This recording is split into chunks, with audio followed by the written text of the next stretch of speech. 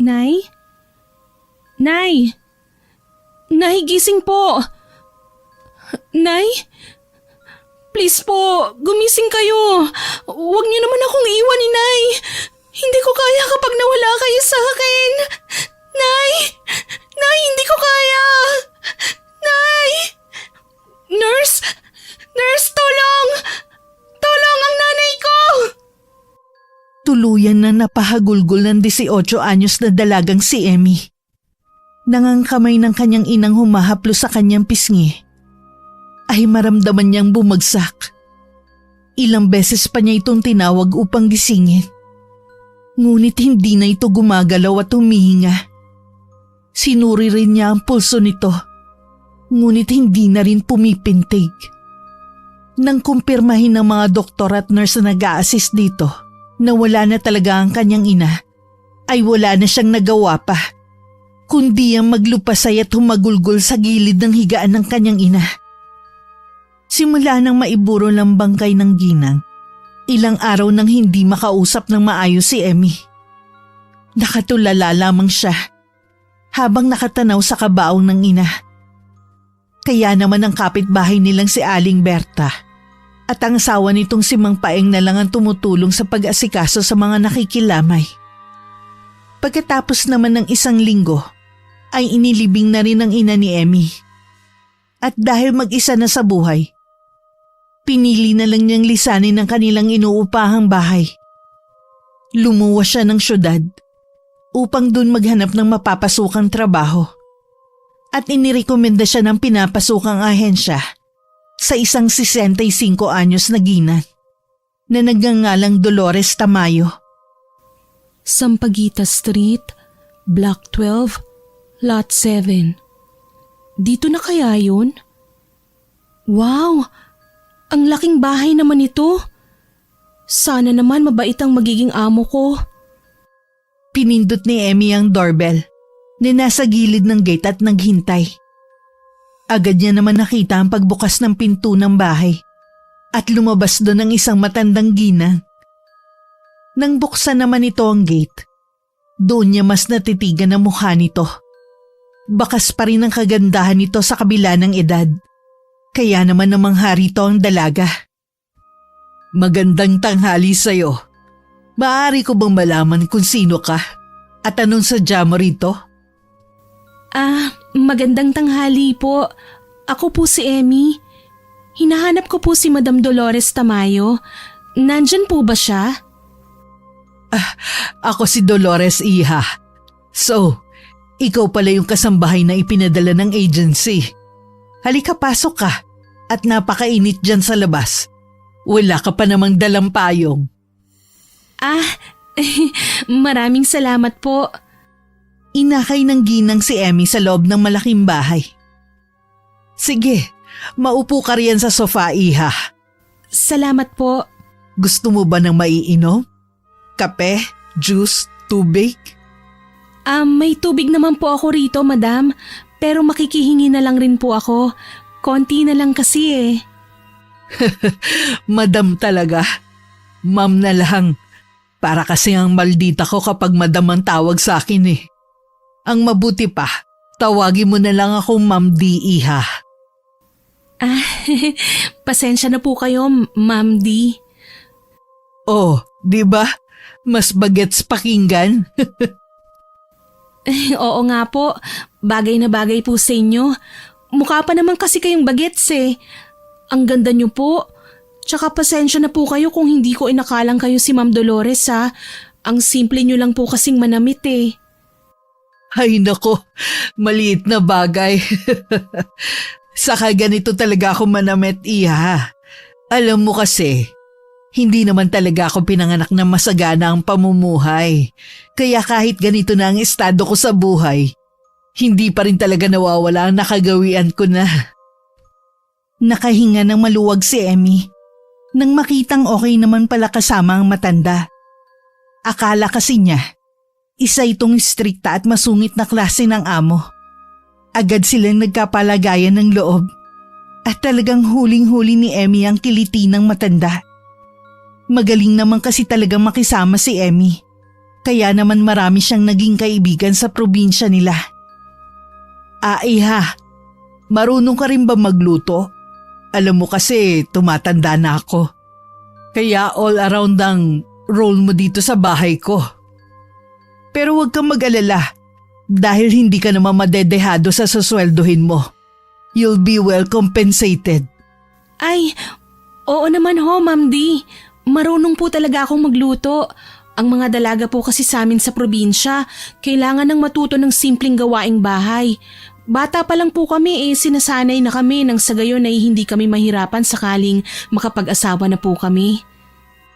Abay siya nga. Maigi naman kung ganon. Alam mo kasi, madalas sa mga kabataan dito sa lungsod, puro barkada na lang ang inaatupag. O di kaya naman maghapong nakatunga nga lang sa cellphone o computer at nakababad sa mga social media accounts nila. Sa amin ho kasi, Ma'am D, hirap kaming magkaroon ng sarili naming cellphone. Yung iba ho dun sa amin, nag-i-installment na lang para lang magkaroon ng sariling gadget. Mabuti naman at hindi ka nagaya sa kanila, no? O siya, mag-aalauna na pala. Nawili ako sa pakikipagdaldalan sa'yo. Tara na sa kusina. Tulungan mo ako magluto.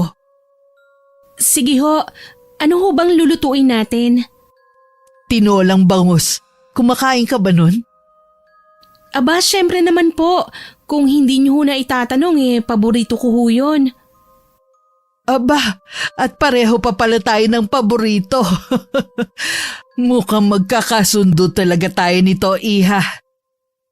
Bago nila simulan ng kanilang gawain sa kusina, itinuro na muna kay Emmy ng kanyang amo ang gagamitin niyang kwarto. Inilagay niya muna sa loob ang kanyang mga gamit. Saka na sinimulan ng pagtulong sa matandang babae.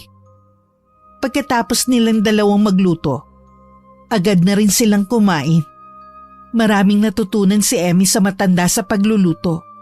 Kagaya na lang ng hindi nito paggamit ng vetchin sa mga putahin nito. Ayaw kasi na matanda ng lasa ng pagkaing may vetchin. Nang matapos naman silang kumain, agad nang hinugasan ni Emmy ang pinagkainan nila at pinaglutuan. Pagkatapos mo riyan, Iha, magpahinga ka na muna sa kwarto mo, ha? Bukas pa naman ang talagang simula ng trabaho mo. Sige ho, Ma'am D. Maraming salamat ho. Walang anuman yun. O siya, sige. Aakyat na muna ako sa kwarto ko. Ikaw na ang bahala rito, ha? Sige ho. May ngiti sa mga labi ni Emmy nang makapasok na siya sa maid's room quarter na nasa tabi lang din ng kusina.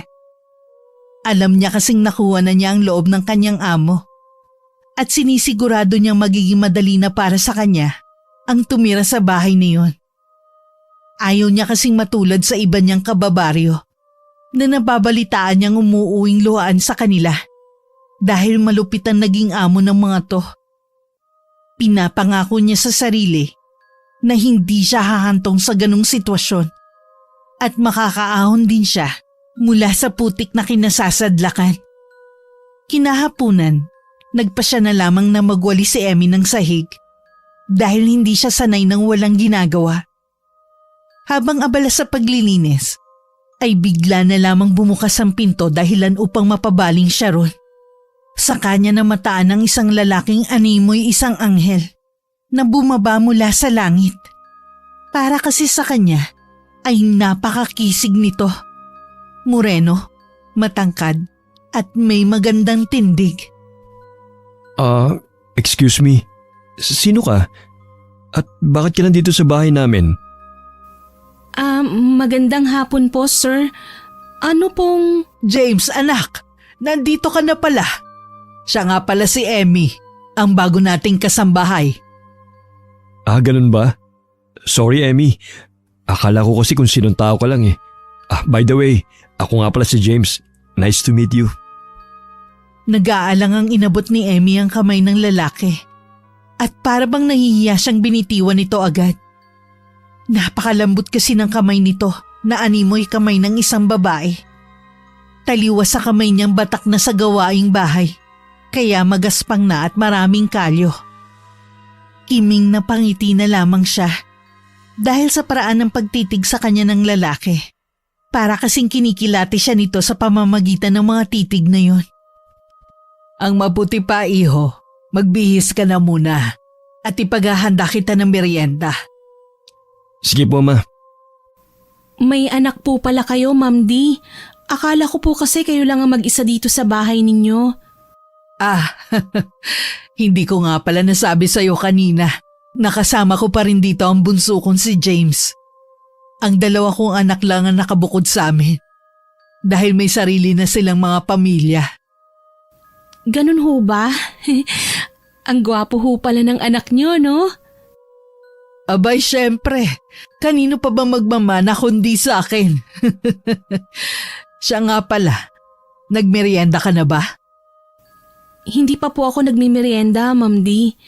Nakakahiya naman ho kasing magkusa na maghanap ng makakain sa kusina nyo nang hindi nyo sinasabi.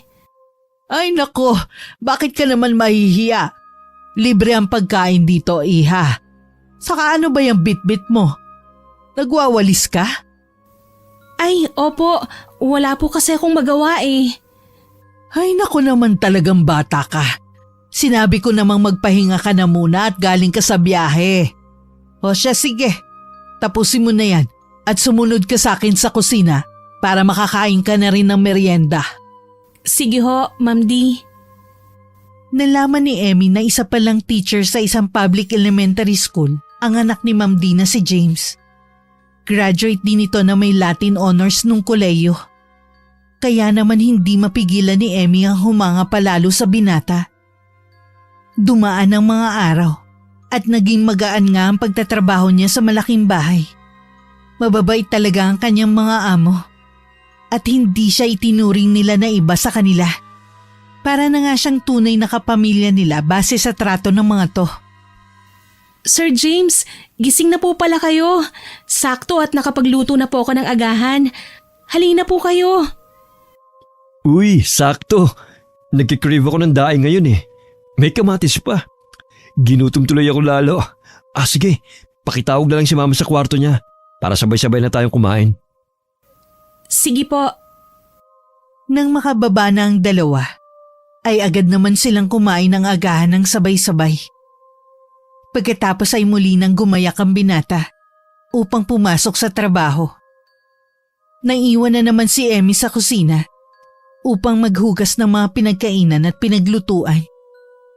Matuling lumipas ang mga oras at hapon na naman. Katulad ng mga nakaraang araw, inaabangan talaga ni Emmy ang pagdating ng kanyang among lalaki. Dahil ito ang inspirasyon niya para pag-igihin pa ang trabaho niya. 5:00 na ng hapon nang dumating ang binata. At agad naman niya itong sinalubong ng isang malapad na ngiti. Magandang hapon po, Sir James. Kumusta po ang araw nyo? Good afternoon din, Emmy. Nakakapagod ang trabaho pero dahil nandiyan ka, parang nawawala na ang pagod ko. Ay, sana naging kapatid na lang kita, no? Siya nga pala. Pasalubong ko para sa'yo.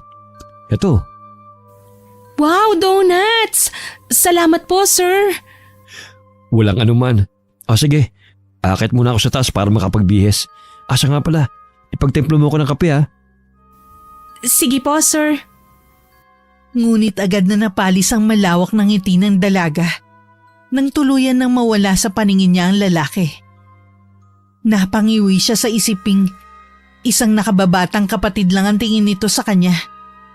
Para kasi sa kanya ay nasakop na ng binata ang malaking parte ng puso niya at ang nais niya ay mahulog to sa kanya.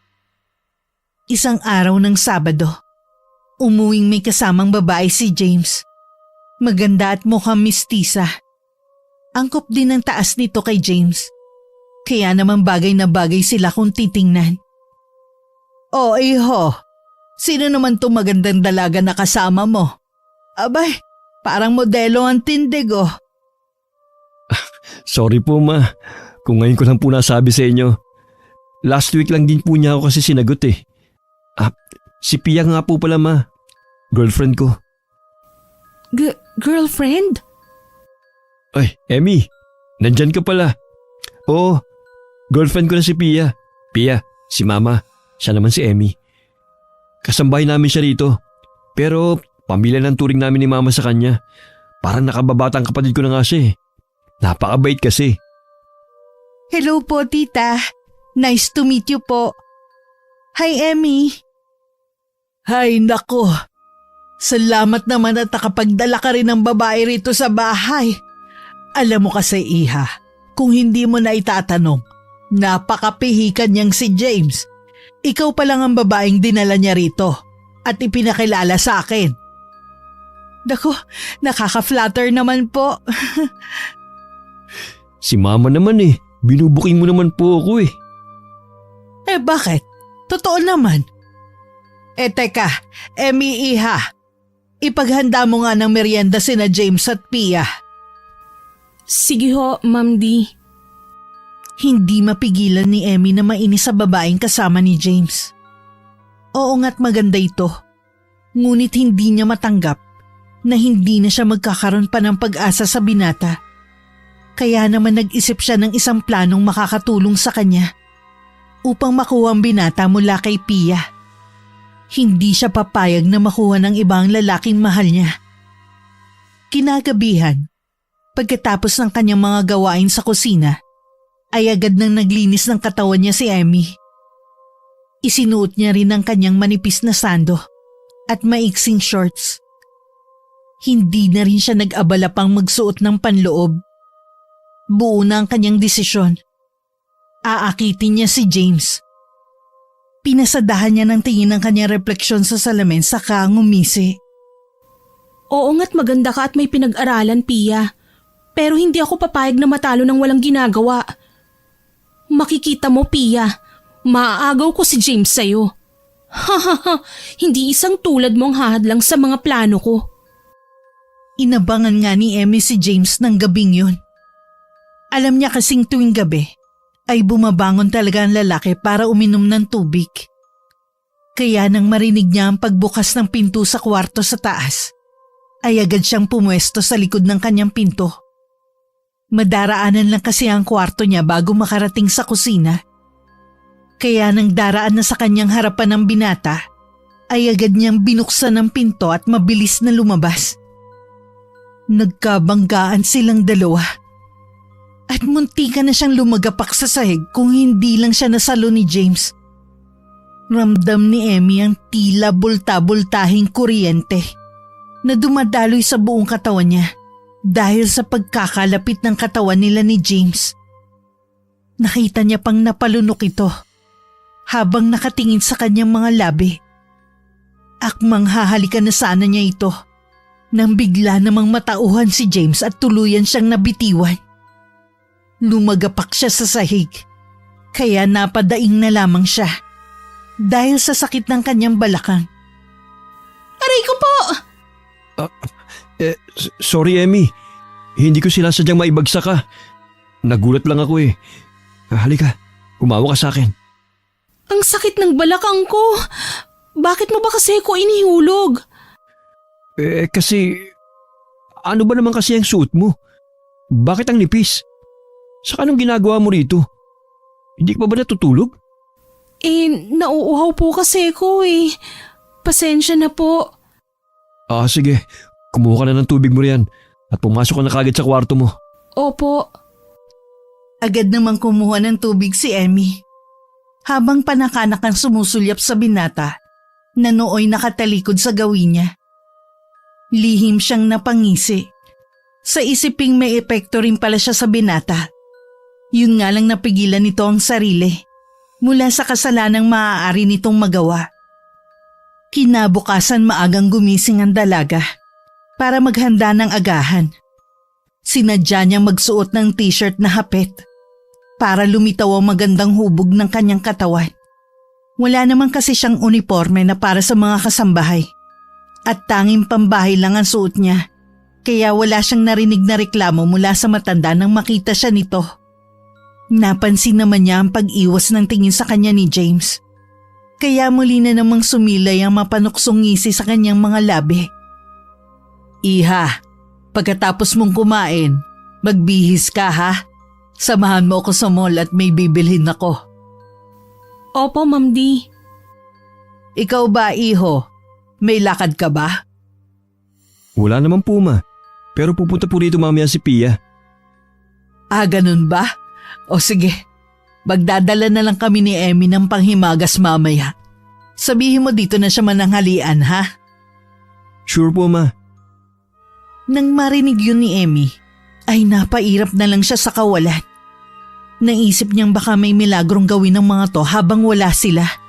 At dahil doon, agad na kumulo ang dugo niya. Ngunit habang nagbibihis siya sa kanyang kwarto, ay narinig niya ang boses ng binata na nasa kusina at tila ba may kausap sa telepono. Dahan-dahan niyang binuksan ang pinto at sumilip doon para makinig sa mga to. Ha? Eh bakit? Nasabi ko na kay mama na pupunta ka rito ngayon, Han eh. Emergency? Ay. Okay, sige. Okay lang yun, Han. Oo na, hindi ako galit, okay? Nagtatampo lang ako kasi quality time sana natin ngayon eh. Sakto pa sana dahil wala si na mama mamaya. Solong-solo sana kita. Sige. Mag-iingat ka ah. Ikumusta mo na ako na tito at tita. Okay, Han. I love you. Napangiwi siya sa narinig. Ngunit agad din yung napalitan ng isang mapanuksong ngisi. Nang may maisip siyang plano, nag-ipit siya ng bawang sa magkabila niyang kilikili para tumaas ang temperatura ng katawan niya. Maya-maya lang ay kumatok na si Ma'am D sa kanyang kwarto at tinawag siya. Agad naman siyang pumunta sa pinto at pinagbuksan ng matandang amo. Emmy, iha, nakapagbihis ka na ba? Tara na. Ma'am D, hindi ho yata ako makakasama sa inyo ngayon eh. Ha? Eh bakit naman? Teka lang, bakit namumula ka? At ang init mo rin? Nilalagnat ka yata. Ang totoo po niyan, kanina pa ho talaga masama ang pakiramdam ko. Pinipilit ko lang hong magtrabaho kasi kailangan. Hay Diyos ko, ano ka ba naman, Emmy? Bakit hindi mo naman agad sinabi? Hindi mo kailangan pilitin ang sarili mo magtrabaho kung hindi mo talaga kaya, lalo pat may sakit ka. Siya, sige, ako na lang ang aalis. Uminom ka na ba ng gamot? Hindi pa nga ho, Ma'am D. Teka, pahahatiran na lang kita rito kay James. Kailangan ko na kasi talagang umalis eh. At makikipagkita pa ako sa amiga ko na galing Singapore. Sige ho, Ma'am D. Ingat ho kayo. Ngiting tagumpay si Emmy nang makaalis na sa kanyang harapan ang among si Ma'am D. Agad naman siyang nagtungo sa kama at nahiga, saka nagtalukbong ng kumot. Hinintay niyang dumating si James at ilang sandali pa nga lang ay kumatok na ito sa pinto ng kanyang kwarto. May dala itong isang baso ng tubig at gamot. Bukas po yan. Emmy, sabi ni mama nilalagnat ka raw. Pati nga ako. Kanina pa po talaga masama ang pakiramdam ko, Sir James. Pinipilit ko lang talaga ang sarili kong magluto kanina. Ay, bakit kasi hindi ka kagad nagsasabi? Yan tuloy. Teka, inumin mo muna tong gamot. Kukuha lang ako ng pamunas para bumaba naman yung lagnat mo. Wag na po, sir. Ililigo ko na lang po ito. Hindi pwede, lalamagin ka. Sige na, huwag ka nang makulit. Sige po, sir. Lihim na nagbunyi si Emmy nang makitang gumana ang plano niya. Nang makabalik si James bitbit ang isang palangganitang tubig at malinis na bimpo, ay dahan-dahan siyang humugot ng malalalim na hininga. Agad naman nataranta si James. Saka siya dinaluhan pagkalapag dito ng mga bitbit sa lamesang katabi lang ng kama. Emmy, ano nangyayari sa'yo? Bakit parang hinihika ka? Sir, parang hindi po ako makahinga. Ano? Teka, tatawag ako ng ambulansya. Huwag na po, sir. Pakialis na lang po ang pagkakahuk nitong bra ko. Ha? Teka, hindi mo ba kaya? Hindi po, sir eh. Kanina pa po talaga kasi ako nanghihina. Ay, o siya. Tumalikod ka sa akin na maalis ko na. O ayan, okay na ba?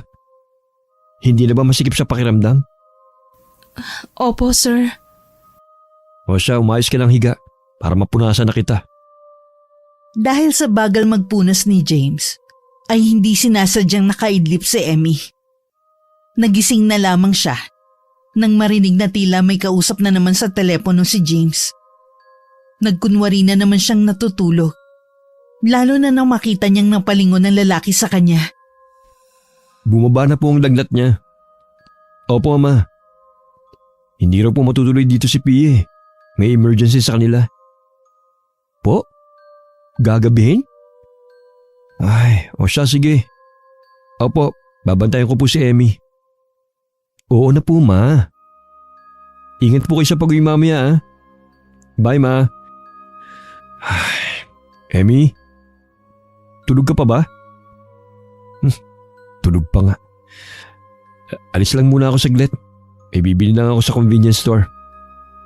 Nang makaalis ng bahay si James, ay saka siya lumabas para mag-half bath.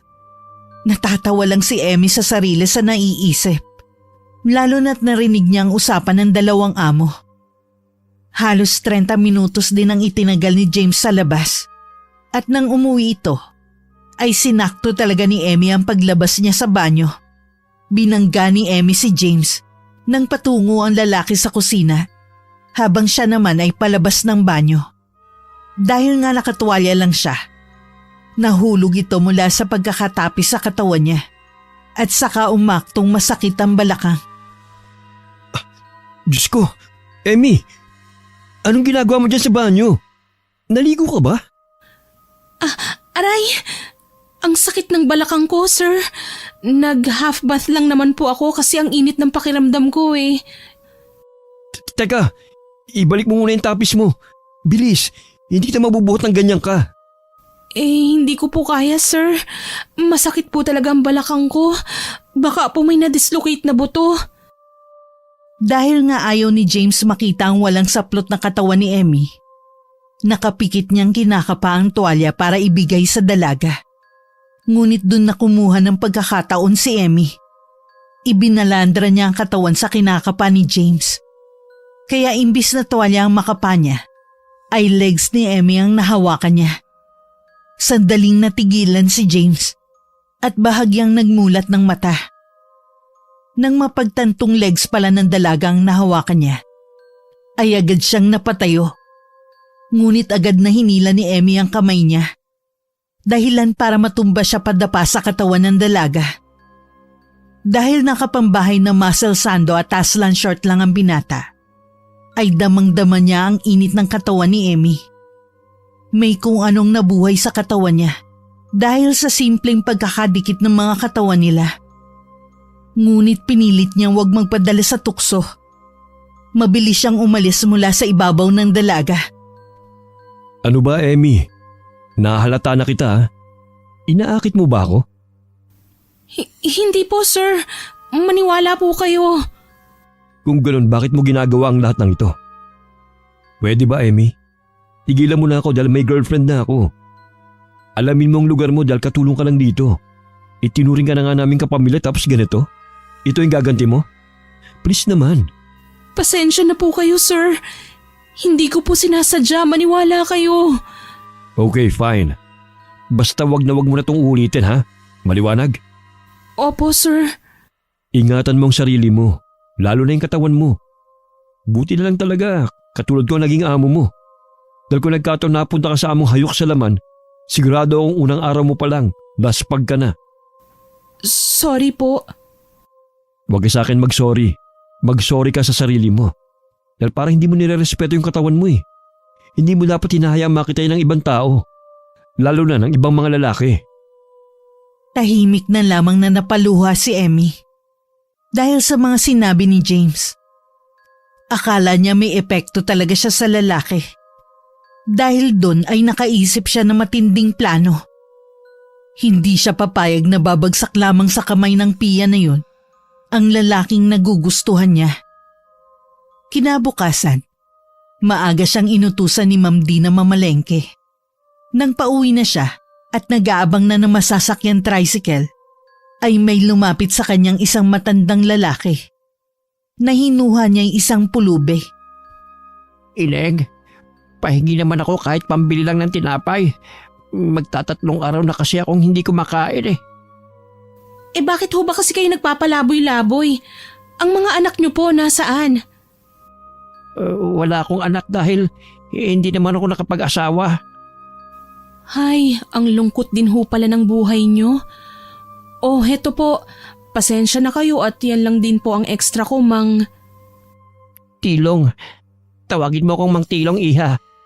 Salamat dito ha. Napakabait mong bata. Hindi niyo po sure, Mang Tilong. Sige po, aalis na po ako. Haya na po ang tricycle eh. Sandali iha. Ito, kunin mo. Bote? Ano naman pong laman nito? Panghaplos po ba ito? Hindi iha. Pero batid kong malaking tulong yan sa'yo. Lalo na't alam kong gustong gusto mong makuha ang atensyon ng lalaking nagugustuhan mo. Ano naman hong magagawa nito? Tsaka paano niyo ho nalaman ang tungkol sa bagay na yun? Stalker ho ba kayo? Sabihin na lang nating marunong akong kumilatis ng mga tao. Malakas ang pakiramdam ko, iha. Kaya sige na, kunin mo na yan. Bilang ganti sa pagtulong mo sa akin. Ipatak mo yan sa inumin o pagkain may sabaw na ibibigay mo sa lalaki na gugustuhan mo. Mang Tilong, gayuma ho ba ito? Napatitig si Emmy sa bote. At nang mag-angat siya ng tingin, ay napakunot na lamang ang kanyang noo. Nang hindi na niya namataan ang matanda sa kanyang harapan. Gumapang ang kilabot sa kanyang katawan. Kaya naman agad na niyang sinilid ang bote sa kanyang maliit na sling bag. Pumara siya ng tricycle at saka nagpahatid sa bahay ng kanyang amo. Ngunit pagdating niya roon, nabungaran niya ang magnobyong sina James at Pia sa sala. Nagtatawanan habang nagkukwentuhan. Napangiwi na lamang siya. Saka dumiretso na sa kusina dala ang mga pinamili niya. At hindi na nag-abala pang batiin ang dalawa. Sa kanya naalala ang bagay na ibinigay sa kanya ni Mang Tilong. Gayuma nga kaya ito? Masubukan nga. Sumilay ang isang malawak na ngisi sa kanyang mga labi. Saka nagsimula ng magluto. Habang abala siya sa mga ginagawa, ay saka naman pumasok sa kusina si James. Napasulyap lang siya sa lalaki. Ngunit hindi niya ito inimik. Emmy? Pwede mo ba kaming ipagtimpla ng juice? Sige po, sir.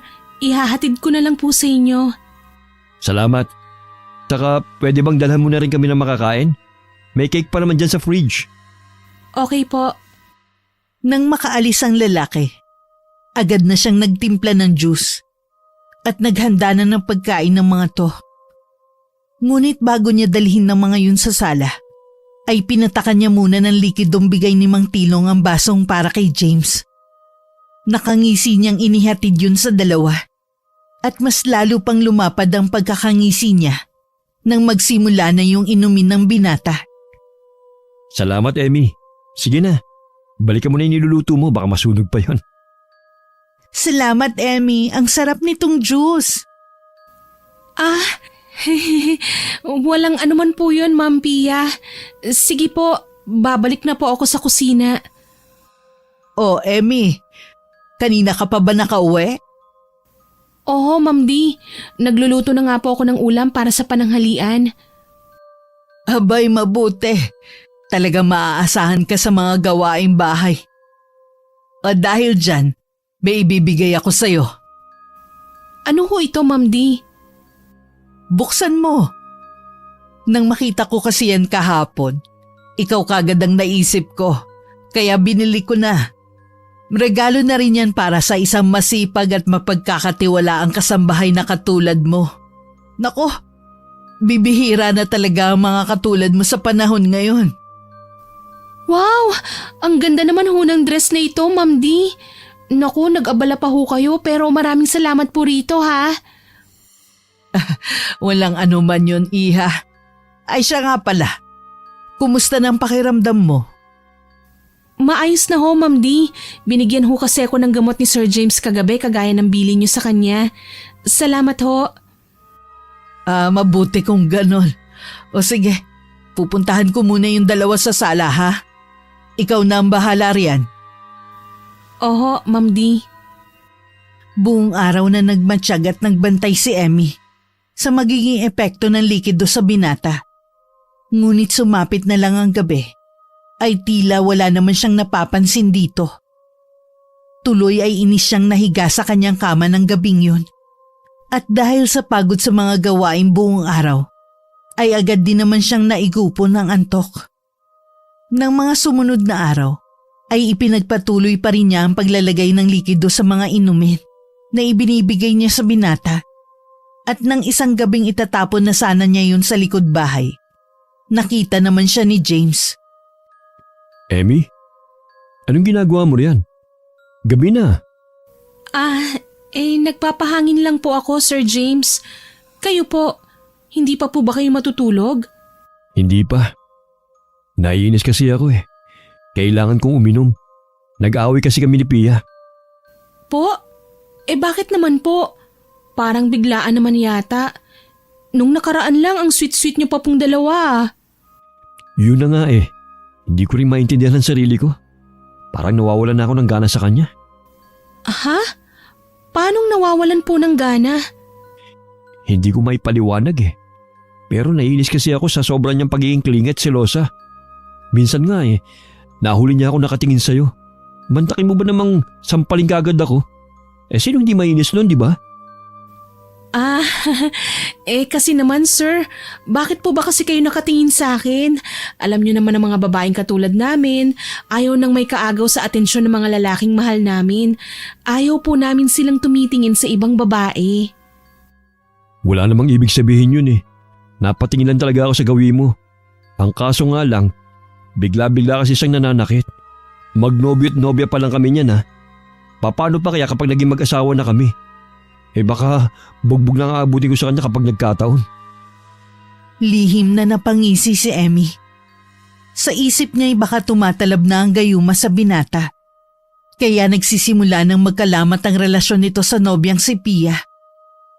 Pasimple niyang ibinulsa ang botelyang naglalaman ng gayuma. Naitatapon na sana niya sa pag-aakalang niloloko lang siya ni Mang Tilo.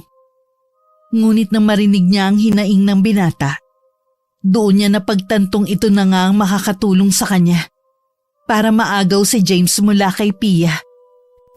Mukhang kailangan nyo ng karamay ngayon, sir ah. Sige lang po, ilabas nyo lang yan at makikinig ako. Maraming salamat, Emmy ha. Pasensya ka na kung nasungitan ka nung nakaraan. Hindi ko yun sinasadya. Naku sir, wala po yun. Tsaka kasalanan ko rin naman po talaga. Binigyan ko po kayo ng maling ideya. Hindi po kasi ako naging maingat kaya nangyari ang mga bagay na yon. Umiinom ka ba? Halika, samahan mo ako. Hindi po Pero para po sa inyo, sige po. Minsan lang naman po to Tsaka first time ko pong makakatikim ng beer. Pinagbabawalan po kasi ako ni nanay na uminom nito kahit na nasa tamang edad naman na ako. Matanong ko lang, nasa na ba mga magulang mo? Bakit hinahayaan ka nila magtrabaho at mga tulong? Alam mo Emmy, sayang ka. Maganda ka pa naman at mabait. Mabuti na nga lang at dito ka na-recommend ng agency. Kung sa maling amo ka napunta, ewan ko na lang kung ano na nangyari sa'yo. Grabe naman po kayo, sir. Hindi naman po siguro. Wala naman na po kasi akong mga magulang. Yung ibang mga kamag-anak ko, hindi ko naman po kilala dahil si nanay lang talaga ang kasakasama ko mula nung maghiwalay sila ni tatay. So hiwalay pala mga magulang mo. Kapatid, wala ka bang kapatid? May ate po ako, kaso dinala siya ni tatay Ayaw pa nga sanang pumayag ni nanay kaso dahil na rin sa hirap ng buhay, hinayaan na lang po niya. Hindi niya rin naman kasi kami kayang buhayin ni ate Bakit hindi mo sila hanapin ngayon? Hindi na. Hindi ko rin naman alam kung paano sila hahanapin Sinubukan ko na nga gamitin ang social media accounts ko kaso wala eh. Inisa-isa ko na nga mga account ng mga taong kapangalan nila pero wala talaga. Hindi sila yun. Ay, ang hirap nga niyan.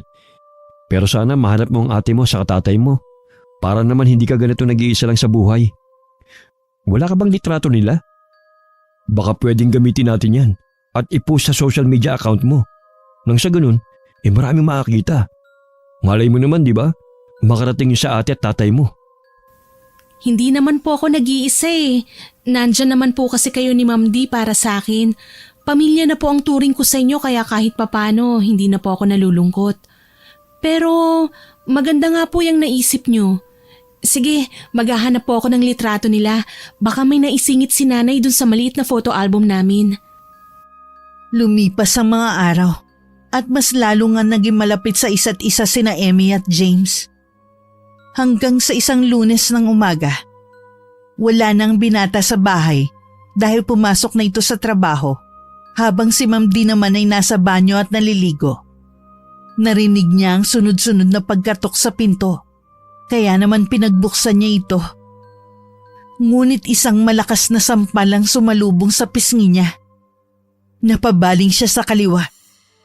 Dahil sa lakas ng pagkakasampal ni Pia sa kanya, hindi siya agad nakahuma. Kaya naman hindi na niya nagawang ilagan ang isa pang sampal na dumapo sa kabila pa niyang pisngi.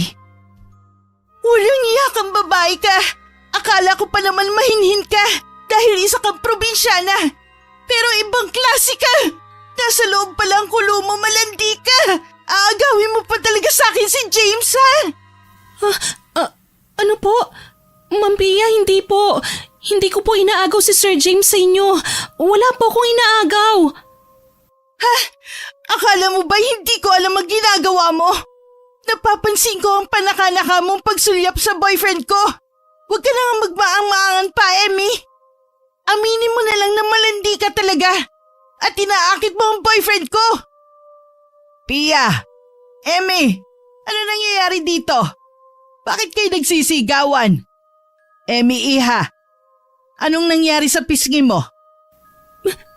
Hindi ko ho alam, Ma'am D. Pagbukas ko ho ng pinto, bigla niya na lang ho akong sinampal. Pinararatangan niya ho ako sa isang kasalanang hindi ko naman ho ginagawa. Aba, at napakagaling mo rin palang artista, no? Pa-victim ka. Kahit alam mong ikaw ang may kasalanan, naguhugas kamay ka. Huwag kayo maniwala sa babaeng yan, tita. If I know, may masamang balak ang malanding babaeng yan. Kaya niya inaakit ang anak ninyo. Ano? Gusto mo mapunta sa'yo si James? Inaakit mo siya para patulan ka niya. At kapag nabuntis ka, saka ka maghahabol. Gold digger! Walang ano-ano'y sinugod ni Pia si Emmy ng sabunot. Huwag po! Tama na po, Ma'am Pia! Huwag niyo po akong sabunutan. Masakit po! Pia! Tama na yan! Maawa ka naman kay Emmy. Sa nakikita ko wala namang ginagawa si Emmy, iha. Nabilog na rin po ba ng babaeng yan ang ulo niyo, tita? Inaakit niya si James. Bakit ba siya pa rin ang kinakampihan ninyo? Hindi ko kinakampihan si Emmy, iha. Hinuhusgan ko lang kung ano ang nakikita ko. Pero sige, hayaan mo't kakausapin ko si James mamaya pag uwi niya. Sa ngayon umuwi ka na muna. Magpalamig ka ng ulo. At bukas ka na lang ulit bumalik dito para makapag-usap tayo. Isang matalim na tingin ang ipinukol ni Pia kay Emmy bago ito tuluyang umalis. Hinagod naman ni Ma'am D ang likod ni Emmy para patahanin ito mula sa pag-iyak. Nang medyo kumalma na siya, ay sinabihan siya na matanda na magpahinga na muna sa kanyang kwarto at mamaya na ituloy ang mga ginagawa. Sinabihan din siya nito na lapatan ng cold compress ang pisngi nitong namamaga dahil sa pagsampal ni Pia. Nang hapon ding yun, pagdating ni James mula sa trabaho, ay agad ditong pinagbihis ni Ma'am D sa kaniyayang magmerienda. At habang nagmimerienda, saka binuksan na matanda ang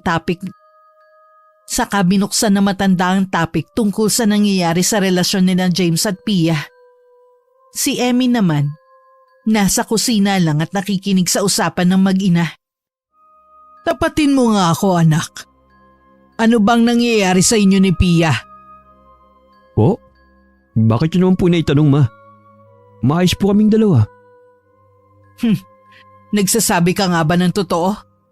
Ma naman, ano po bang akala niyo sa akin? Si Pia po ang gumagawa ng ikasisira namin dalawa. Bakit? Ano bang ginagawa niya sa'yo, iho, na hindi mo nagugustuhan? Masyado po siyang klingit, selosa. Gusto niya, siya palaging nasusunod. Tsaka nananakit na rin po siya eh. Kung ngayon pa nga lang na hindi pa kami kasal, ina-under niya na ako.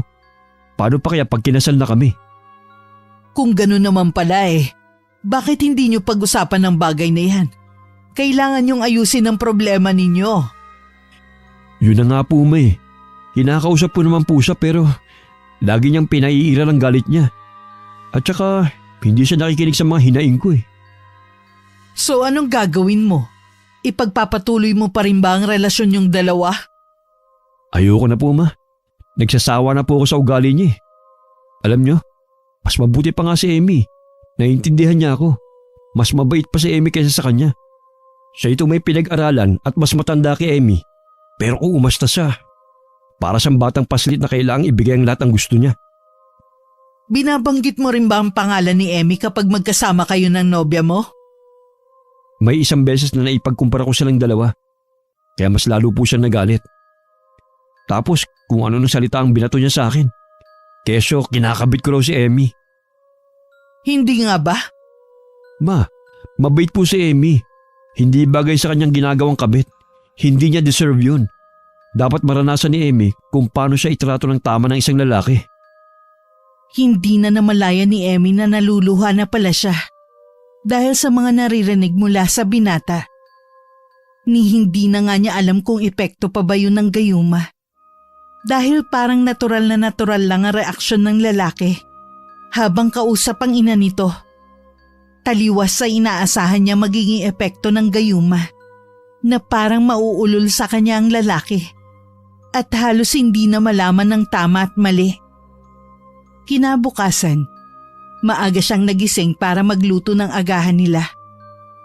Nang matapos ay lumabas muna siya para magwalis ng bakuran. At magdilig ng mga halaman. Habang abala sa gawain, ay narinig niyang may sumisitsit sa kanya. Nagpalingalinga siya sa paligid at doon niya nakita sa labas ng bakod ang matandang pulubi na si Mang Tilo. Sinesenyasan siya nito na lumapit. Mang Tilong? Ano hong ginagawa niyo rito? Napadaan lang ako, iha. Dito ko pala nagtatrabaho. Oh, O ano? Gumana ba yung ibinigay kong gayuma? sabi ko na nga ba gayuma yun eh. Pero opo, tumatalab nga ho. Teka, ano yung nasa piski mo, iha? Pasa ba yan? Namabaga ang mukha mo. Ito ho ba? Sinampal lang naman ho ako ng magaling na nobya ni Sir James. Ay, hindi mo dapat hinahaya masaktan ka ng iba. Paano yan? Anong gusto mong mangyari? Gusto ko nga hong hiwalayan na talaga ni Sir James si Pia. Pero paano hong mangyayari yun? Ayaw bumitaw ng malditang babaeng yun. Gusto mo bang mawala na siya ng tuluyan sa landas mo? Ho? Paano naman hong mangyayari yun? Huwag niyo hong sabihing... Hindi, mali ka nang iniisip mo. Hindi natin papatayin yung babae. Tuturuan lang natin siya ng leksyon. Anong leksyon ho? Tsaka paano ho natin yun gagawin? Sa pamamagitan ng kulam. Ho? Kulam? Gumapang ang kilabot sa buong katawan ni Emmy nang marinig ang sinabi ng matanda. Lalo na nang sumilay ang isang nakakalokong ngisi sa mga labi nito. Idagdag pa ang paglitaw na maiitim nitong mga ngipin na animoy kumain ng tinta. Ano na, iha? Huwag ka na mag-isip pa. Libre ang pagtulong kong ito sa'yo kaya tanggapin mo na inaalok ko. Ikaw rin. Nasa huli ang pagsisisi. Sige ho, ano hong kailangan kong gawin? Kailangan mo lang akong ikuha ng ilang hibla ng buhok mula sa kanya. Yun lang ho? Wala na ho kayong ibang kailangan? Oo, Iha. Yun lang. O paano? Babalikan na lang kita rito para kunin ang kailangan ko. Nang sa gayon, ay maituloy na natin ang pagtuturo ng leksyon sa babaeng karibal mo na nagpapasakit sa'yo. Maya-maya'y narinig na lang ni Emmy ang pagtawag sa kanya ng amo niyang babae. Emmy! Ihahali ka na! Kumain na tayo! Oho, Ma'am Di. Mang Tilo? Mang Tilong? Hala, nawala na naman siya. Ibang klase. Uugod-ugod na pero ang bilis pa ring maglakad. Hay, ewan. Makapasok na nga lang sa bahay. Gutom lang siguro to. Lumipas ang 2 araw na hindi nagpapakita sa kanila si Pia. Akala nga ni Emmy ay nagkaayos ng dalawa. Subalit isang gabi, nagulat na lamang siya nang may biglang humablot sa buhok niya habang naghuhugas siya ng mga platong pinagkainan nila ng hapunan. Aray! Ano ba? Bitiwan mo ako! Piha! Piha, ano ba? Aba, at may gana ka pa talagang tawagin ako ng Pia lang, ha? Wala ka na talagang respeto sa aking babae ka. Matitikman mo talaga ngayon ang galit ko, ahas ka! Inahas mo ang boyfriend ko! Gold digger, mga agaw! Ahas! Ano ba? Hindi ko inaagaw si Sir James sa'yo. Kasalanan ko ba kung umaayaw na siya sa'yo dahil dyan sa pag-uugali mo? Tulong! Aray! Masasaktan ka talaga sa akin! Binuksan ni Pia ang kalan at akmang ingungudgod na sana nito si Emmy roon nang biglang makabawi si Emmy at nahatak ang buhok ni Pia. Sa kanya naalala ang bilin ni Mang Tilong. Kaya naman nilakasan niya ang pagsabunot dito hanggang sa makakuha siya ng ilang hibla mula sa buhok ng dalaga. Saka naman dumating ang mag-inang Dolores at James. Agad na inawat ng binata ang dalawa. Ngunit sadyang malakas ang pagkakakapit ni Pia sa buhok ni Emmy. Diyos ko, Pia! Anong ginagawa mo rito? Saka bakit mo sinasaktan si Emmy? Bitiwan mo siya, iha! Pia, ano ba? Bitiwan mo nga si Emmy. Ma, pakipatay nga po yung kalan, baka madisgrasya sila. Pakiusap! Tulungan niyo ako! Ma'am Di! Sir James! Pia, bakit mo ba sinasaktan si Emmy? Ano na naman bang kasalanan niya sa'yo, ha? Tita, gold digger ang babaeng to. Can't you see? Dahil sa kanya nakipaghiwalay sa akin si James. Dahil sa babaeng ahas na to. Ahas siya. Inahas niya sa akin si James, tita. Pia, nadidinig mo bang sarili mo? Hindi kita hiniulan para kay Emmy. Nakipaghiwalay ako dahil sa ugali mo. Kaya pwede ba? Tama na yan kung ayaw mong tumawag pa ako ng pulis. Dahil sa sinabing yun ng binata, ay agad na natauhan si Pia at pabalyang binitiwan ng buhok ng kawawang katulong.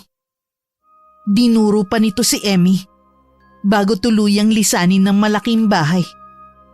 Inalo naman ni James ang dalaga habang si Ma'am D naman ay nakakahalata na sa dalawa. Ngunit pinili ng matanda na ipagsawalang bahala yun. Alam niya kasing kapatid lang ang turing ng anak sa kanilang katulong at wala nang hihigit pa ron. Kinabukasan, nagulat na lang si Emmy nang biglang sumulpot sa harap niya ang matandang si Mang Tilong. Oh, bakit para ka nakakita ng multo yan? Bakit ho ba kasi kayo biglang sumusulpot? Nung nakaraan, bigla-bigla kayong nawala tapos ngayon na naman para kayong kabuti na tumutubo lang kung saan. Pasensya ka na kung nagulat kita, iya. O siya, o ano? Nakakuha mo na ba yung kailangan ko? Oho, teka lang at kukunin ko sa kwarto. Sandali lang ho ah. Sige, iha. Pakibilisan mo lang, ha? Nagmamadaling ang tinungo ni Emmy ang kwarto para kunin ang ilang hibla ng buhok ni Pia na nakasilid sa isang plastic na ziplock. Saka siya muling lumabas ng bahay para ibigay yun sa matanda. Saktong pagkabigay niya nun ay saka naman niya narinig ang pagtawag ni James sa kanya. At katulad nung nakaraan, paglingon niya sa matanda ay bigla na naman itong nawala. Emmy, sino kausap mo dyan? Ah, itong mga bulaklak. Kinakausap ko sila kasi sabi ng iba, mas gaganda raw ang tubo ng mga ito kapag kinakausap. Ganun ba? Tayo na sa loob. May papakita ako sa'yo. Ha? Ano naman yun? Nakita ko ng tatay mo. Nag-send siya sa akin ng mensahe sa social media account mo. Talaga ba? Oo, kaya tara na sa loob nang mabasa mong mensahe niya. Hindi maipaliwanag ni Emmy ang nararamdaman ng mga sandaling yon. Magkahalong kaba at galak sa maaaring maging reaksyon ng kanyang ama sa paghahanap niya rito at sa atin niyang matagal nang nawalay sa kanya. Napaluha pa nga siya nang malamang nasa Pampanga lang pala ang mga to. Niyaya pa nga siya ng ama na pumunta roon para naman makapag-banding din silang tatlo. Pumayag naman siya at nakaset na ang pagpunta niya roon sa katapusan ng buwan. Day off rin kasi niya ang araw na yun. Balak niya ring isama si James na noon ay nobyo na niya. Pansin mo ba? Hindi na nagagawi rito si Pia. Oo nga, pero hayaan mo na siya. Mabuti nga yun ang matahimik naman ang buhay natin. Lagi na lang niya ako sinasaktan tapos dinadamay ka pa niya. May kasalanan din naman kasi ako Hindi na ako dapat na nang himasok sa relasyon niyo. Nanahimik na lang sana ako at umiwas. Siguro kayo pa rin hanggang ngayon. Emmy, huwag mong sisiyan ang sarili mo. Si Pia ang may kasalanan. Siya ang hindi marunong umintindi. Siya ang may problema, hindi ako, at mas lalong hindi ikaw. Kaya huwag ka na masyado mag-isip dyan. Ang mahalaga, yung tayo. Yung ngayon. Walang kamalay-malay ang dalawa na naririnig na pala sila ni Dolores. Hindi nila inaasahan ang biglang pagsasalita nito. Anong ibig sabihin nito, James? Anong meron kayong dalawa ni Emmy? Ma'am Di? Ma, please, magpapaliwanag ako. Tama ba ang iniisip ko? Kayo ng dalawa? Ma, Sagutin niyo ako ng maayos. Kayo na bang dalawa? Opo, Ma'am Di. Sorry po. Kailan pa? mag-iisang linggo na po, Ma. Diyos ko!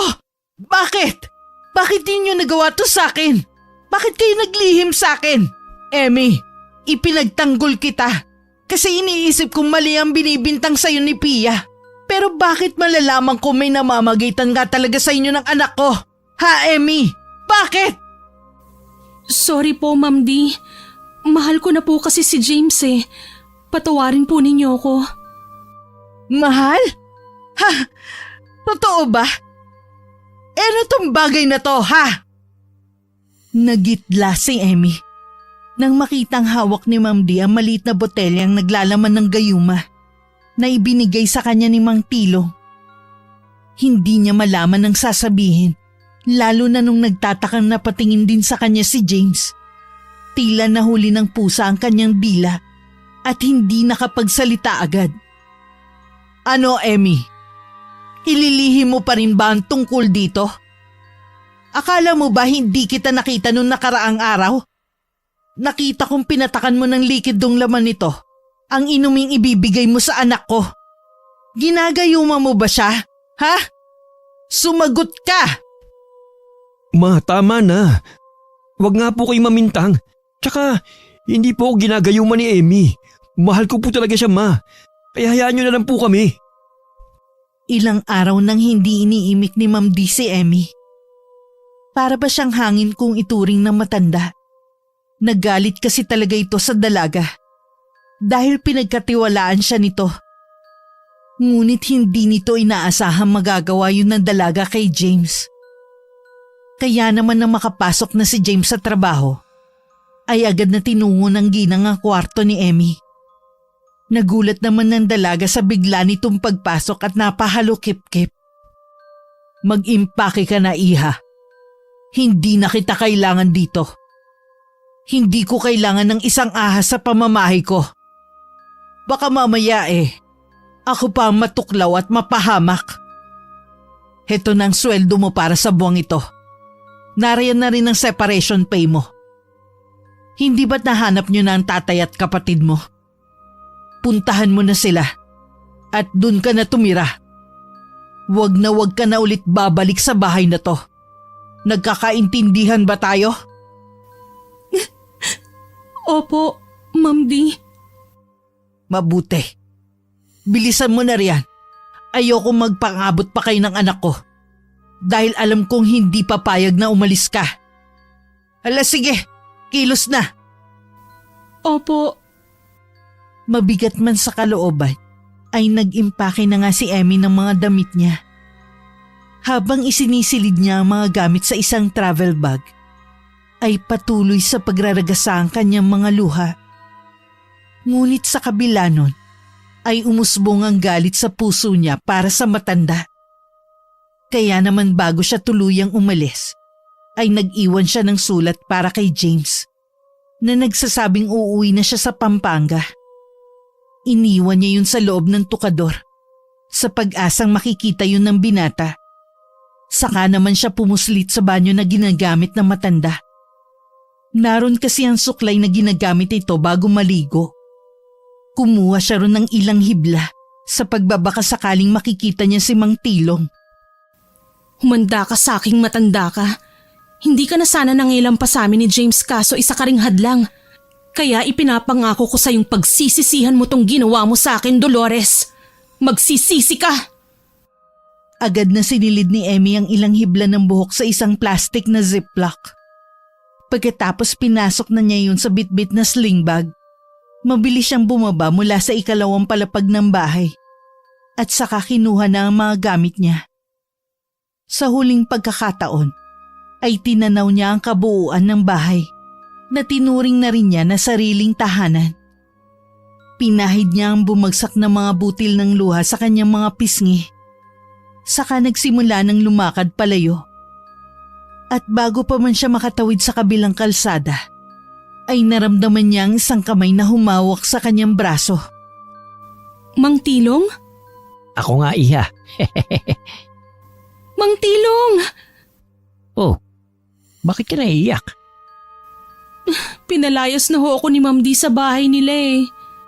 Halata nga eh. Ayan At nag-alis sa balutan ka na. Nahuli ka no? Alam na alam niyo ho talaga ang mga ganap sa buhay ko, no?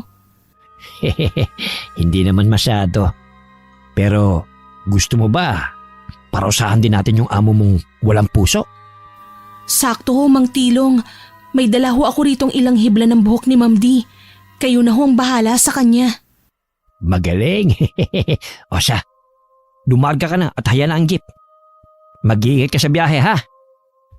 Ilang oras din ang tinagal ng biyahe ni Emmy bago makarating sa probinsya ng kanyang ama. Hinanap niya ang address na ibinigay nito at nagpahatid sa tricycle na striker sa terminal ng bus. Ibinaba siya ng driver sa labas ng bakuran ng isang may kalakihang sementadong bahay.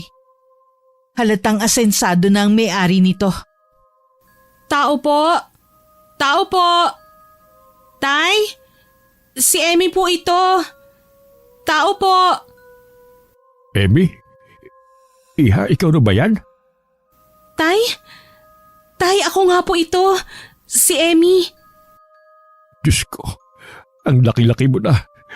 Payakap nga ako. Ang tagal kong hinintay na muling makita ang bunso ko. Ay, miss na kita, Emmy. Anak ko. Miss na rin po kita, Tay. Kumusta ka na? Ang nanay mo?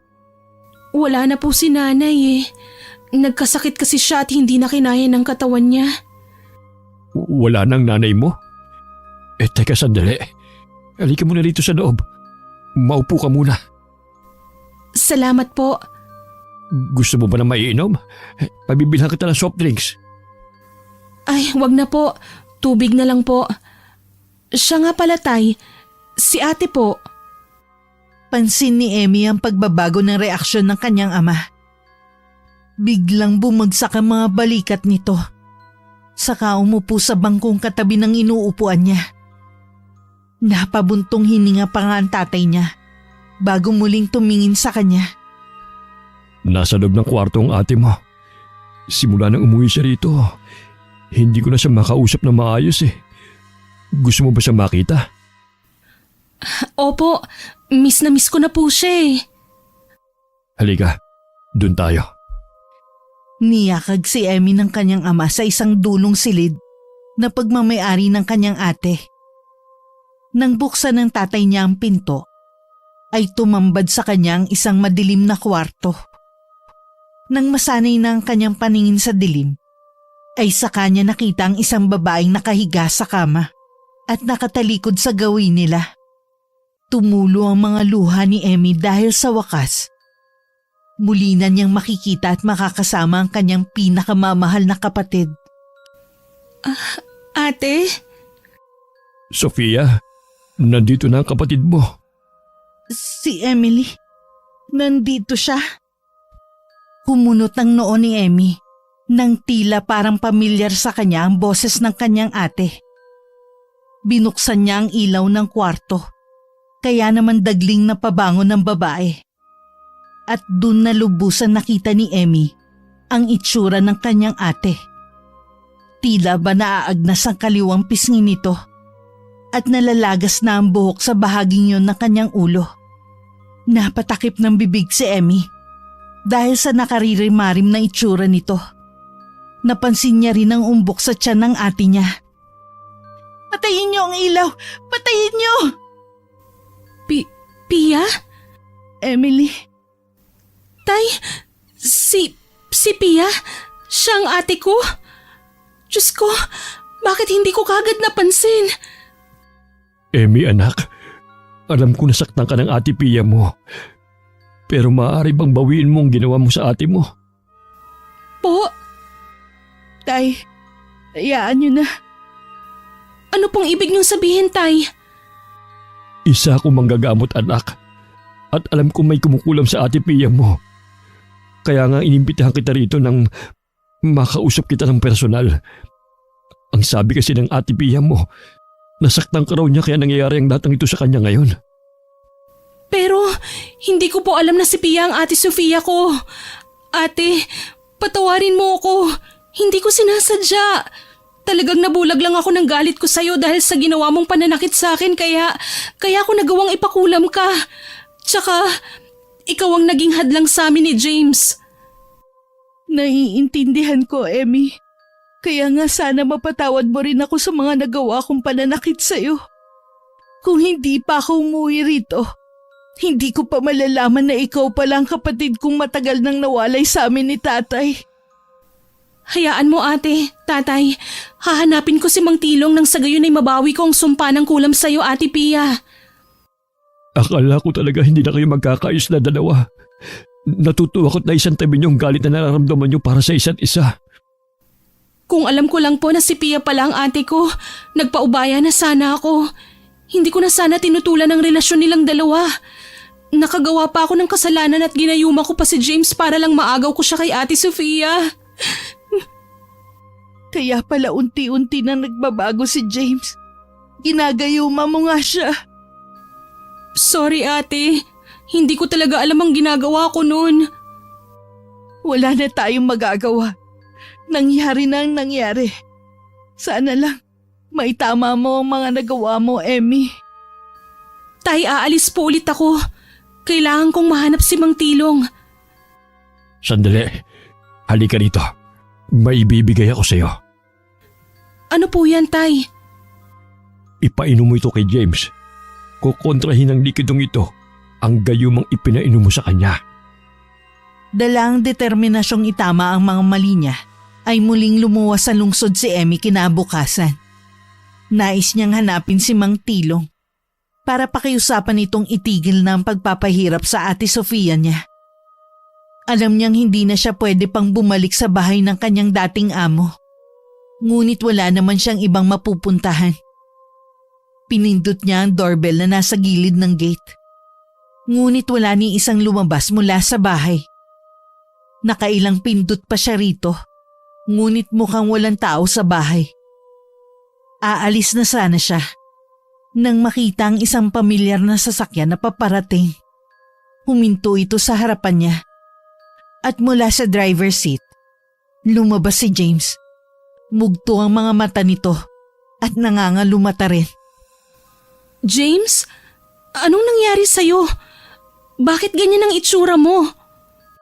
Si Mama, may nangyayari sa kanya kaya dinala ko siya sa ospital. May kung anong tumutubo sa mukha niya, Emmy. Parang mga katikati tapos nagnanaknak. Ha?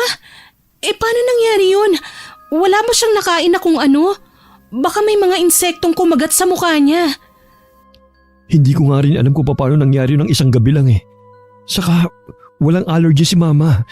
Maayos naman siya kahapon ng umaga eh. Tapos pag uwi ko galing trabaho, sumama na ang pakiramdam niya tapos kinagabihan. Nagsisisigaw siya dahil nag-iinit daw ang buong mukha niya. Ano? Hindi kaya yun ang sinasabi ni Mang Tilong na pagpaparusa kay Ma'am D?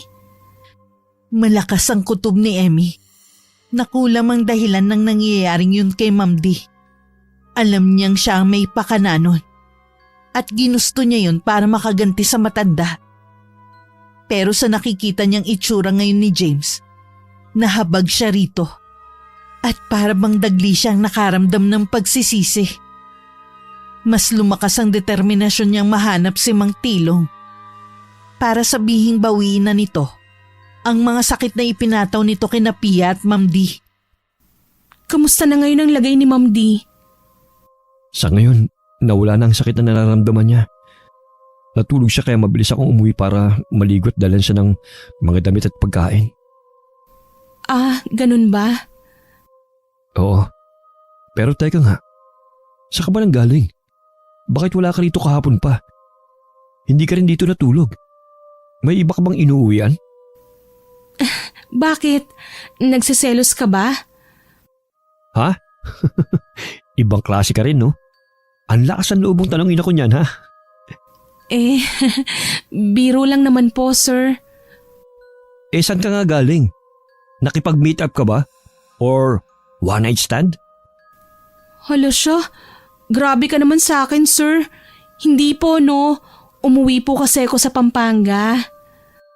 Pampanga? Doon sa tatay mo? Oo. Nang ikaw lang mag-isa? Emmy naman. Akala ko ba nagkasundo tayong sabay tayong pupunta ron? Pasensya na po. Hindi na ako nakapaghintay eh. Halika na muna sa loob at mainit na ang sikat ng araw. Ipaghahanda kita ng inumin.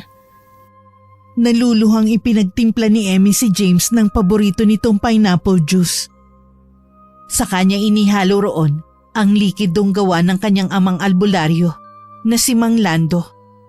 Alam niya kasing sa oras na mawala na ang bisa ng gayuma sa sistema ng lalaki, ay babalik na ito sa dati nitong ugali. Hindi na siya nito makikita bilang isang babaeng karapat dapat mahalin. Sa halip baka kamuhian pa siya nito. Ngunit buo na ang pasya niya na itama ang kanyang mga maling nagawa para makauwi na siya sa pamilya niya at mamuhay ng tahimik. Nang lagukin na ni James ang inuming hinanda niya, ay napakunot ang noon nito nang muling mapatingin sa kanya at para bang nagtataka. Emmy? Ano po yun, Sir James? Wala. Ang sarap nitong juice na tinimpla mo. Sandali, nasaan si Mama? Nasa ospital po. Ha? Nasa ospital? Bakit? Anong gagawin niya ron? Nakalimutan niyo na po ba?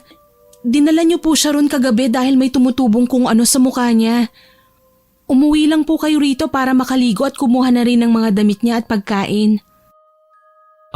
Oo nga. Naalala ko na. Ay, ano ba itong nangyayari sa akin? Sige, maliligo na muna ako. Salamat sa juice, Emmy, ha? Lumipas na ang ilang araw, ngunit wala pa rin Mang Tilong na nagpapakita kay Emmy. Nawawalan na siya ng pag-asang mababawi pa ang sumpakin na Ma'am D at Pia. Kaya namang pinili niyang umuwi na lang ulit ng Pampanga.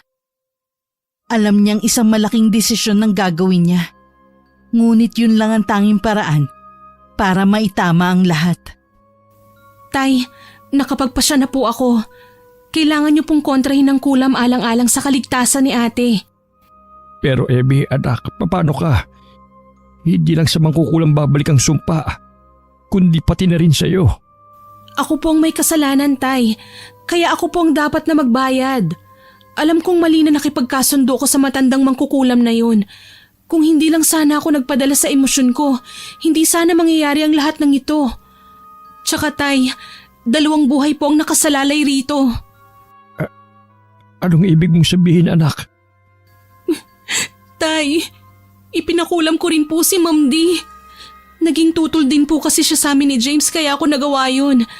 Pero nagsisisi na po ako.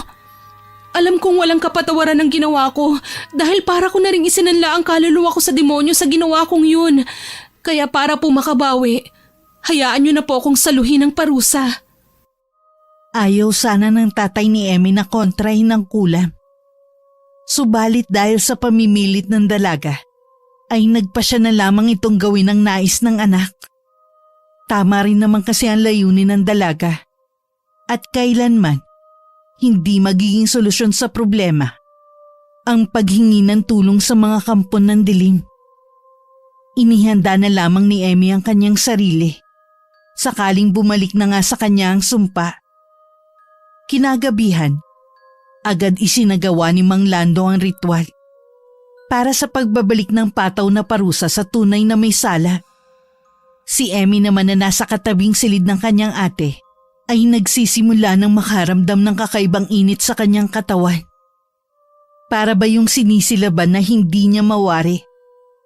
Nangati rin ang buo niyang katawan at maging ang kanyang tiyan ay unti-unting umuumbok. Ah! Ang sakit! Tay! Ang init po! Ah! Para akong nasasunog! Tay! Ngunit isang nakakatakot at nakakasindak na pagtawa lamang ng isang lalaki na tila galing pa sa ilalim ng lupa ang naririnig niya sa bawat sulok ng kwarto. Umaalingaw-ngaw ito na para bang naaaliwang kung sino mang nakamasid sa kanya sa nararamdaman niyang paghihirap. Basang-basa na ng pawis ang buong katawan ni Emmy na para bang binuhusan ng maraming tubig sa kanyang higaan. Wala ring humpay ang pag-iyak at pagdaing ng dalaga habang humihingi ng tulong. Ilang sandali pa, tumigil na ang pagpapahirap sa kanya. Ngunit ramdam niya ang tila pagkaagnas ng mukha niya. May nakaparin siyang mga bukol sa kanyang katawan. At nang akmang tatayo sana siya, hindi niya maigalaw ang kanyang mga paa. Saka naman pumasok sina Pia at Mang Lando na parehong nag-aalala. Emmy! Diyos ko! Emmy! Ate, patawarin mo ko sa mga nagawa ko sa'yo. Kung mahal mo talaga si Sir James, maaari mo na siyang balikan. Wala nang bisa ng gayuma, kaya malaya na kayong ituloy ang naudlot niyong relasyon dahil sa akin. Hayaan mo, anak. Gagawa si tatay ng paraan para mawala ang sumpa ng kulam sa iyo. Talagang mali ka lang ng taong hininga ng tulong. Kasalanan ko naman po ito eh. Kung hindi sana ako nagpadalos-dalos ng desisyon, hindi sana ako hahantong sa pagpapakulam kina ate. Pero nagawa ko na po. Hindi pa huli ang lahat, Emmy. At masaya ako dahil marunong kang umamin sa nagawa mong kasalanan. Hindi nagkamali si nanay sa pagpapalaki sa'yo. Ang matandang mangkukulam na yun ang dapat nasisihin dito. Ginamit niya ang pinagdaraanan ni Emmy para mapilitan itong gumawa ng masama. Nilinlang niya ang kapatid mo, Pia. Tay, gagaling pa po ba ako? Gagawin ni tatay ang lahat, ha? Pagagalingin kita, anak. Kinabukasan, isang hindi inaasahang bisita ang dumating sa kanilang tahanan. Tahimik na nagkakape ang tatlo sa may sala nang biglang may kumatok sa pinto. Nagulat pa ang dalawang dalaga nang pagbuksan ni Mang Lando sina James at ang ina nito. Magandang araw po. Ako po si James. Yung nakachat niyo po nung nakaraan. Natatanda kita. Hali kayo, pasok. Gusto niyo rin ba ng kape? Ipagtitimpla ko kayo. Sige po. Tila may open forum sa pagitan nilang lima ng umagang yon. Doon nalaman ni na James ang ginawa ni Emmy. At doon din nalaman ni Emmy na si Mang Tilong pala ay tatay ng dating katulong ni na Dolores na nagpakamatay dahil sa maling paratang. Napagbintangan kasi ito na nagnakaw ng isang alahas na bigay ng yumaong asawa ni Dolores. Pero ang totoo, ang isang katulong ang gumawa nun at sinet up lamang ito para mapalaya sa bahay ni na Dolores. Hindi totoong walang asawa at anak si Tilong, Emmy. Gawa-gawa lang niya ang kwentong yun para magpaawa sa'yo. Pero ang totoo, gagamitin ka lang niya para gantihan kami. Ang walang yang matandang yon? Kayo lamang ang may atraso. Pero hindi niya na dapat pang idinamay ang anak ko na walang kalaban-laban. Ikaw lang ang may nagawang mali sa kanya. Pero bakit pati si Pia? Pinatawan niya ng sumpa. Dahil nasaktan ko po ang matandang yun. Minata ko po siya dahil po sa itsura niya. Ano ka mo? Pia, hindi kita pinalaking ganyan. Alam kong mali ang ginawa ko, Tay. Dahil hindi niyo naman ako pinalaking mata pobre. Ang kaso, nagkataon lang talagang bad trip ako ng mga sandaling yun. Kaya siya ang napagbuntunan ko ng inis at galit ko. Tay, pinagsisisihan ko na po yun. Pero huli na para magsisipia. Siguro magsilbi na lang sana itong leksyon sa ating lahat na ang lahat ng ginagawa natin may bumabalik na karma. Depende na lang kung mabuti o masama. Tama ka, iho. Kaya sana mahanap ni Tilong sa puso niya ang pagpapatawad sa iyong ina at kay Pia. At sana, wala rin siyang iba pang mabiktima gamit ang itim na karunungan. Sinikap nilang lahat na mamuhay ng tahimik at walang inaapakang ibang tao. Hindi rin tumigil si Mang Lando sa paggawa ng lunas sa sumpa ng kulam na ipinataw kay Emmy.